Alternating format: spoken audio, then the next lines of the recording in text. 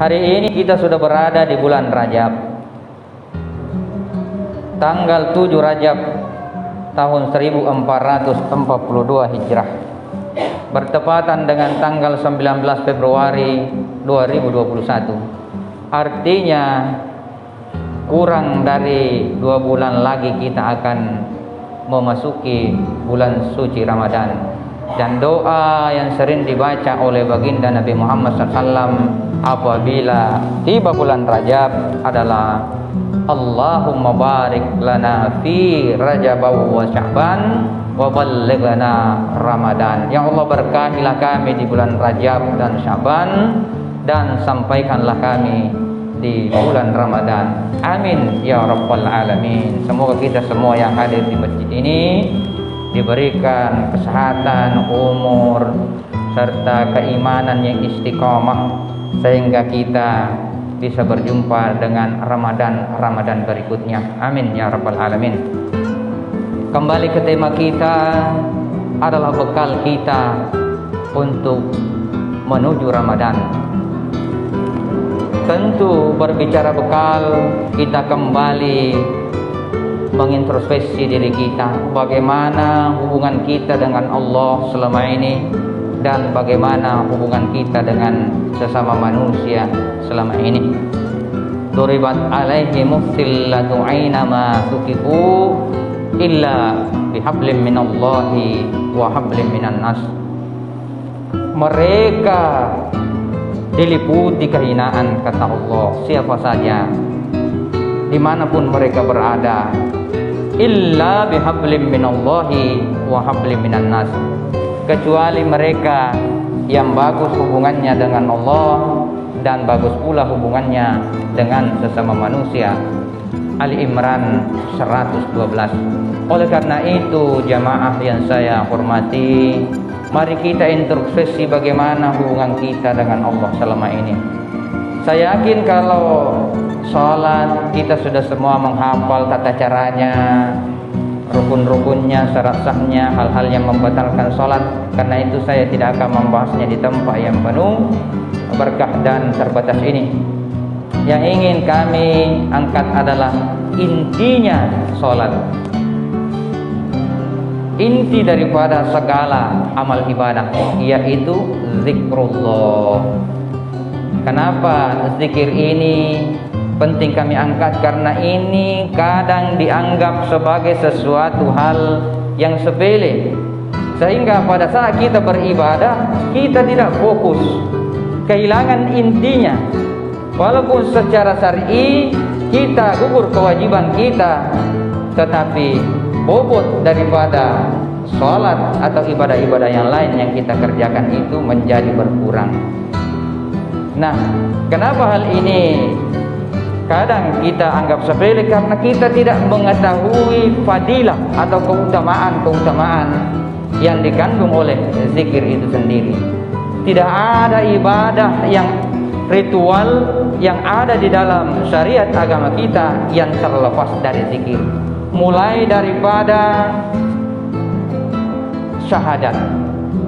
Allah berfirman dalam surah Al-A'raf ayat 172, wa id akhadha rabbuka min bani adama min zuhurihim dzurriyyatahum wa ashhadahum ala anfusihim. Ingatlah, langsung katakan diawali ayat itu, ingatlah, kata Allah, wahai manusia, ketika anak cucu Adam itu hendak dikeluarkan dari tulang sulbi orang tuanya, maka dipersaksikanlah kala itu ruhnya. Alastu bi rabbikum qalu bala syahidana. Menurut tafsir para ulama, saat itu usia janin itu kira-kira berada 4 bulan di dalam kandungan. Maka ruh kita itu sudah bersyahadat. Alastu bi rabbikum, kata Allah, bukankah aku ini adalah Tuhanmu? Qalu bala syahidna. Kita semua pada saat itu menjawab, benar, kami naik saksi, engkaulah Tuhan kami. Pertanyaannya, apa yang dipakai bersaksi sedangkan tubuh kita masih berumur 4 bulan? Nah, disinilah yang diperlukan dengan dikatakan ilmu tasawuf. Di kitab fikih manapun Anda tidak akan pernah mendapati hikmah ini kecuali dalam kitab karangan-karangan ulama sufi kita, ulama tasawuf kita. Ulama tasawuf kita memberikan penafsiran dengan memberikan analogi pada saat kita tertidur. Pada saat kita tertidur, ruh kita bisa bertemu dengan para leluhur kita tanpa kekurangan sedikit pun. Dia melihat, mendengar, berpikir, berdialog. Itu artinya yang melihat adalah bukan bola mata kita, yang mendengar bukanlah daun telinga kita, karena ini hanyalah alat untuk mendengar, ini hanya alat untuk melihat. Itulah yang dikehendaki dalam syahadat.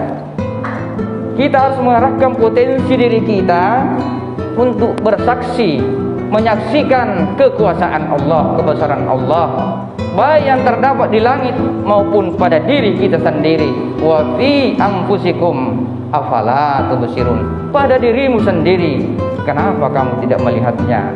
Jangan lihat dengan bola mata lah. Tudrikuhul absaru, ia tak dapat dicapai dengan bola mata, tetapi ia memberikan kepada kita suatu amanah, yaitu hati, pandangan batin kita. Seperti kalau kita saat kita tidur, itu adalah pandangan batin kita, pendengaran batin kita, itu yang kita kerahkan untuk menyaksikan kebesaran Allah dan tanda-tandanya yang ada pada diri kita. Ini ma'asyiral muslimin rahimakumullah, jangan sekedar mengucapkan 2 kalimat syahadat. Semua saya rasa sudah bisa mengucapkan 2 kalimat syahadat, tetapi yang bersyahadat ini, musyahadah ini yang masih kurang. Harus kita tingkatkan level keimanan kita. Yang kedua, salat. Allah berfirman dalam surah Taha ayat 14, La ilaha illa ana fa'budni aqimis salata li zikri. Tiada Tuhan melainkan aku, kata Allah, dan sembahlah aku, dirikan salat untuk mengingat aku. Jadi tidak ada ibadah yang terlepas dari zikir, karena zikrullah inti seluruh ibadah. Jadi perbaiki betul ingatan pada saat kita sholat. Hanya 7 menit Allah mendetakkan jantung kita, tidak pernah lalai sedetik pun, kurang lebih 100.000 kali dalam 24 jam. Allah menurunkan nafas kita 23.000 kali tanpa kita sadari. Oleh karena itu kita hanya diminta untuk mengingat kepada Dia yang tak pernah lupa dan tak pernah tidur 7 kali 5. Silahkan kali-kali sendiri, tidak berbanding lurus dengan rahmat yang telah Allah curahkan kepada kita. Itu pun lain lagi kita ingat Allahu Akbar, ingatan kita jalan-jalan ke pasar, jalan-jalan ke mall, ke kantor dan sebagainya. Oleh karena itu saya mengetuk dari dasar hati saya yang paling dalam, ayo kita tingkatkan kualitas ibadah kita. Jangan kita sholat begitu saja. Allah menjanjikan kepada kita, qad aflahal mu'minuna alladzina hum fi sholatihim khashi'un. Sungguh beruntung, kata Allah, orang yang mencapai derajat khusyuk di dalam sholatnya. Kalau Allah sudah janjikan ini, ayo kita pegang kuat-kuat, yakini sepenuhnya. Jika ada di antara kita hari ini yang masih merasa kurang beruntung, periksa lagi sholat kita, periksa, perbaiki. Kalau kita perbaiki sholat kita, sesungguhnya kita sedang memperbaiki kehidupan kita. Karena itu janji Allah, dunia dan akhirat kita akan diberikan keberuntungan oleh Allah Subhanahu wa ta'ala.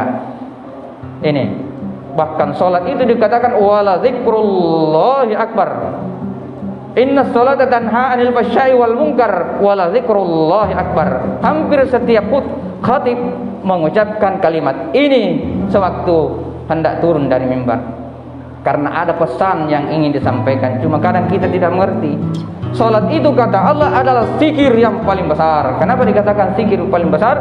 Karena batin kita, 3 potensi utama manusia, yaitu batin, kemudian lidah dan anggota tubuhnya, semua itu tercapai dalam mengingat kepada Allah, tercapai ketiga rukun itu dalam pada saat kita sholat. Di luar itu tidak ada amal ibadah yang mampu menyamai sholat ini. Kemudian yang ketiga, ibadah puasa. Maaf, dalam surah Al-Baqarah ayat 183, ya ayyuhalladzina amanu kutiba alaikumus syiyam kama kutiba alal ladzina min qablikum la'allakum tattaqun. Wahai orang-orang yang beriman, telah diwajibkan atas kamu berpuasa sebagaimana telah diwajibkan atas orang-orang sebelummu agar kamu bertakwa. Apa itu takwa? Menurut para ulama, bahwa yang dikatakan takwa adalah menyatunya rasa cinta dengan rasa takut. Kalau hanya sekadar takut, dalam bahasa Arab takut itu disebut khauf. Tetapi karena tidak ada padanan kata yang bisa mengartikan kata takwa, maka pada umumnya para penafsir mengatakan takwa itu adalah takut. Padahal takwa adalah bersatunya rasa cinta dan takut kepada Allah Subhanahu wa taala. Inilah yang indikasinya melaksanakan seluruh perintahnya dan menjauhi larangannya. At-taqwa hahuna, kata Rasulullah sambil menunjuk kepada dadanya, kepada jantungnya. At-taqwa hahuna. Takwa itu berasal dari sini. Artinya apa? Tidak akan mungkin takwa itu kita bisa bertakwa secara haqqa tuqatihi kalau kita tidak sadar sedang dilihat oleh Allah, sedang disaksikan oleh Allah dimanapun kita berada. Artinya ada pertalian rasa antara diri kita dengan Allah. Kalau ini tidak ada, maka hambarlah keimanan seseorang itu. Di kantor dia selalu merasa dilihat dan diawasi oleh Allah sehingga tangannya tercegah untuk melakukan korupsi. Di pasar ia selalu merasa dilihat oleh Allah, ada pertalian rasa, ada rasa malu sehingga ia tidak akan menimbang melakukan timbangan secara curang dan sebagainya. Jadi mustahil suatu ibadah itu terlepas dari selalu merasa dilihat oleh Allah. Inilah inti zikir. Walaupun tidak dilepaskan tetapi kita selalu merasa dilihat oleh Allah. Kemudian zakat. Dalam surat Taubah ayat 103, "Khudz min amwalihim sadaqatan wa tuhhiruhum wa tuzakkihim biha wa shalli alaihim." Allah berfirman, ambillah zakat daripada harta mereka dan untuk mensucikan mereka dan wasalli untuk menghubungkan mereka dengan aku. Apa yang dipakai menghubungkan kita para amil zakat itu adalah doa. Yang menerima zakat itu mendoakan kepada yang melakukan zakat. Artinya ada hubungan batin antara kita dengan Allah. Yang terakhir adalah ibadah haji.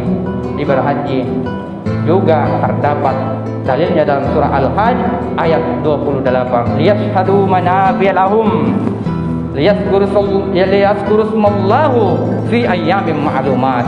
Untuk apa ibadah haji itu, kata Allah?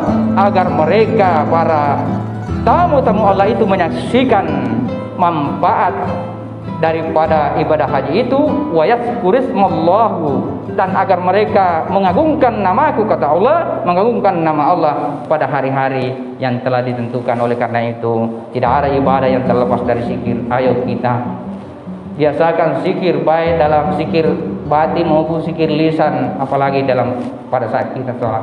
Begitu banyak fadilah daripada zikir ini yang tak akan mungkin kita bahas melalui tempat yang penuh berkah dan terbatas ini. Ayo saudaraku semua jamaah yang saya muliakan, semoga kita semua yang hadir di tempat ini dapat membiasakan zikir di dalam setiap ibadah kita, sehingga ibadah kita itu berbobot dan ada implementasinya, ada aplikasinya dalam kehidupan kita sehari-hari, utamanya dalam kehidupan kita sehari-hari. As-salatu nurun was-sadaqatu burhan. Salat itu, kata Allah, adalah cahaya yang menghubungkan antara engkau dengan Allah, kata Rasulullah. Sedangkan zakat atau sedekah itu adalah buktian nyata. Buktian nyata hubungan sesama manusia. Ia akan mengeluarkan zakat sedekah, membantu saudaranya. Barakallahu li wa lakum bil Qur'anil azim wa nafa'ni wa iyyakum bima fihi minal ayati wa dzikril hakim. Aqulu qawli hadza fastaghfiru innahu huwal ghafurur rahim.